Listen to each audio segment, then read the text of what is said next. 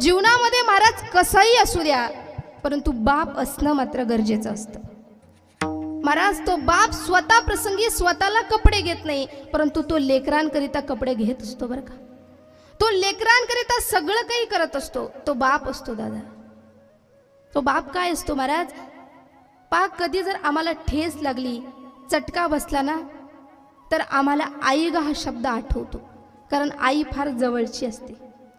त्याच्याही पेक्षा पुढे जाऊन जर कधी आमच्या परीक्षेचा निकाल लागला ना दादा, तर आई फारच जवळची वाटते, कारण ती जवळ घेते, मायेनं कुरवाळते, जवळ घेते, आक्रंदते.